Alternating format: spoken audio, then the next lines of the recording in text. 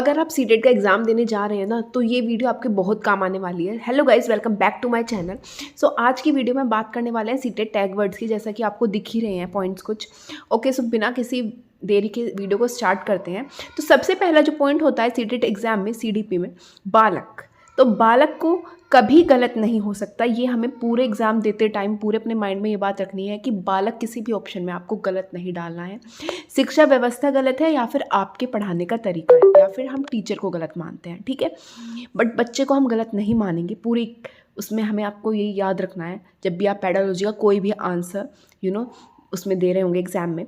सो केवल मात्र सिवाय बजाय शब्द का प्रयोग ज़्यादातर नकारात्मक होता है।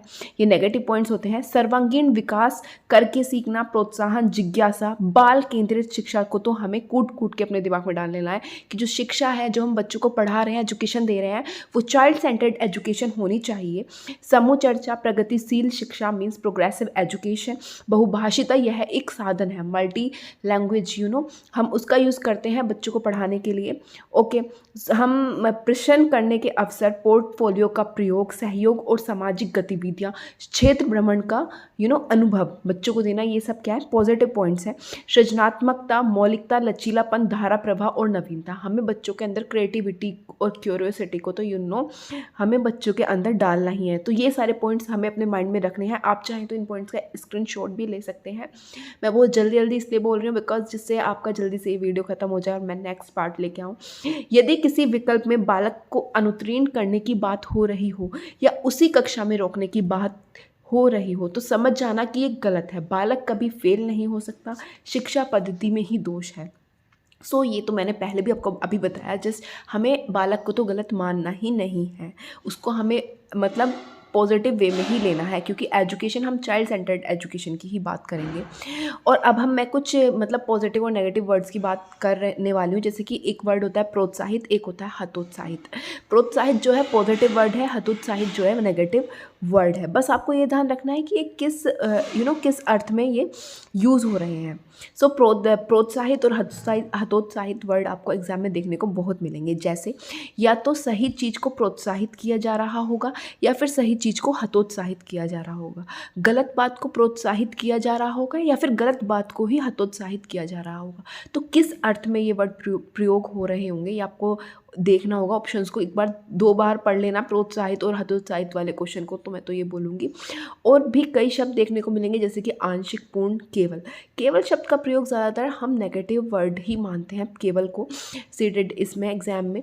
तो इस चीज़ का हमें ध्यान रखना है कि किसी भी केवल वर्ड जो है वो किस परिस्थिति में यूज़ हो रहा है, तो ये हमें ध्यान रखना होगा एग्ज़ाम टाइम में, ठीक है। तो मैं ये बोलूँगी कि आप हतोत्साहित और प्रोत्साहित वाले जो क्वेश्चन होंगे ना 2 बार पढ़ लेना अगर आए एग्ज़ाम में। तो सकारात्मक तथ्य, अब मैं आपको कुछ सकारात्मक यानी कि पॉजिटिव पॉइंट्स बताने जा रही हूँ। जहाँ विद्यार्थी को आधिकारिक सबसे ज़्यादा अवसर दिए जा रहे हों उसे किसी काम करने के लिए, वो पॉजिटिव पॉइंट होगा।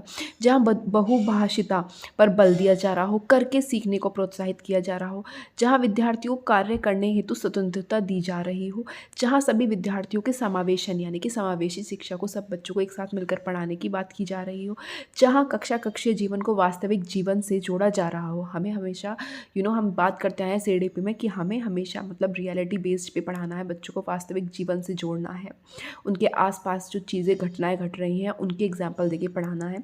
जहाँ विद्यार्थियों में सृजनात्मकता एवं जिज्ञासा विकसित की जा रही हो। मैं ये पॉइंट तुम्हें याद करना ही है कि हमें स्टूडेंट्स को क्रिएटिव और किसी भी चीज़ के लिए क्यूरियोसिटी तो हमें बढ़ानी है, तभी बच्चे किसी भी चीज़ में इंटरेस्ट लेंगे जब उनमें सृजनात्मकता और जिज्ञासा उत्पन्न होगी।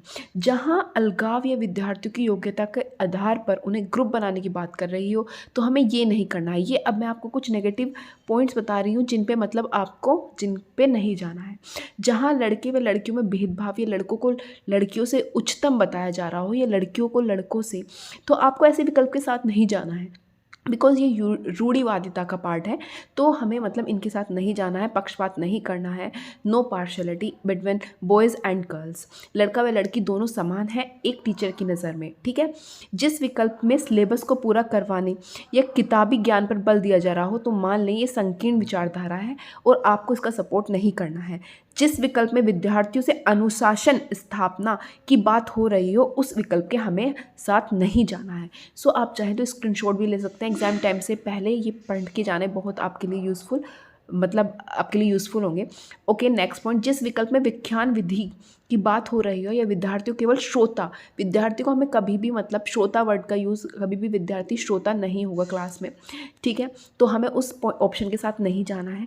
जिस विकल्प में विद्यार्थियों किसी चीज़ के लिए दोषी ठहराया गया हो तो आपको ऐसे विकल्प की ओर नहीं जाना है। समझ जाओ कि ये नेगेटिव बिंदु है।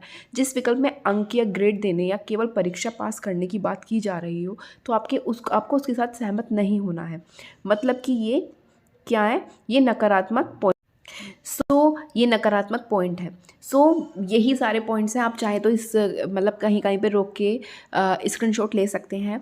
Thank you for watching the video. अगर आपको वीडियो पसंद आई तो लाइक करें और जिनका सीटेट का एग्ज़ाम है उनके साथ शेयर भी करें। एंड मिलते हैं नेक्स्ट पार्ट में जो कि होगा नेक्स्ट। आप बताएं कमेंट में कौन से सब्जेक्ट के टैग वर्ड्स चाहते हैं। ओके, तब तक के लिए बाय, जय हिंद।